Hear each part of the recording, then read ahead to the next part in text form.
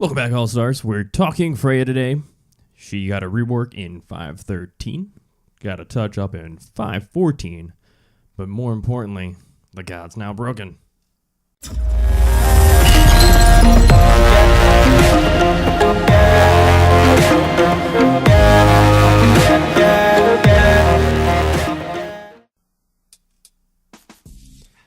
So, you can go look at the patch notes. I'll provide a link in the description so that you guys can check out the rework that she received in 5.13. And then just know they took 10% scaling off her 1 and then adjusted the scaling of the mana that's required off her 2.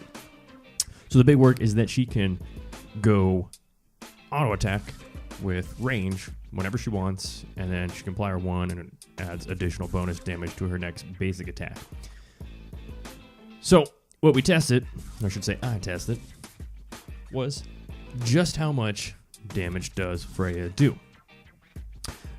We could argue different points across her leveling and items. The only thing that matters is 0 build, 0 damage, scaling. There's no extra damage because you have no items.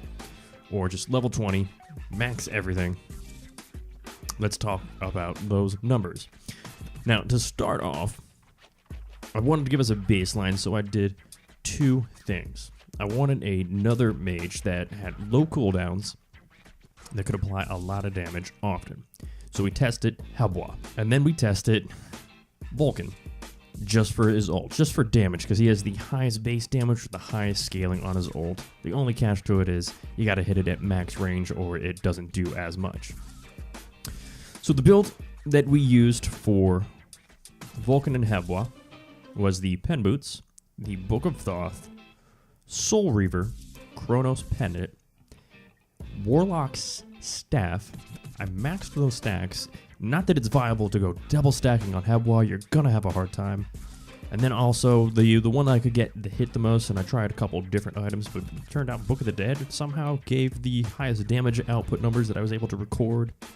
I did try it with Rada Tahuti as well as Spear of Desolation, but Book of the Dead seemed to provide a higher damage output. So, Helbois 1. Full build, full stacks. With Rada Tahuti, actually, it did 753 damage to a level 20 Odin bot.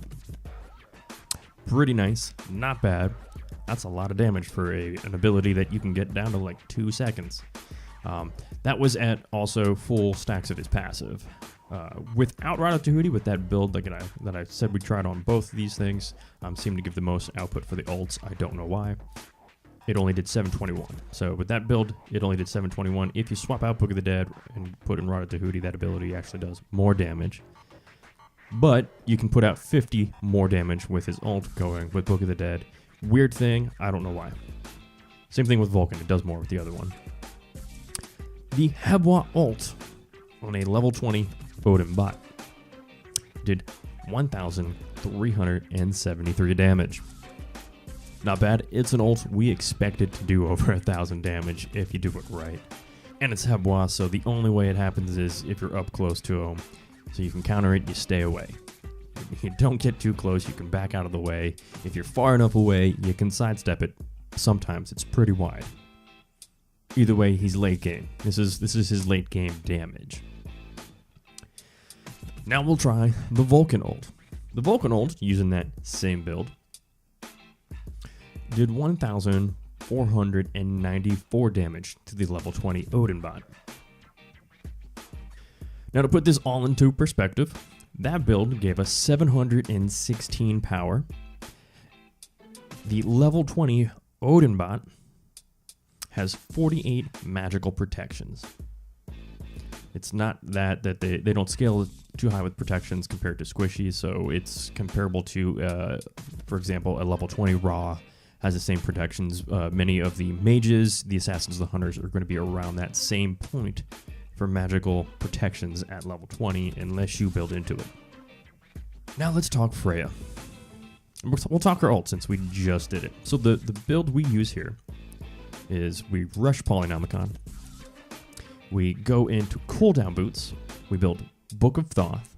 We build Chronos Pendant, Soul Reaver, and then finally Rod of Tahuti. This gives us 721 power, so it's about 5 power more than that other build. And it works out really well with Rod, because if you have them under 50% of the health, it does 25% more damage, so these numbers could be even crazier.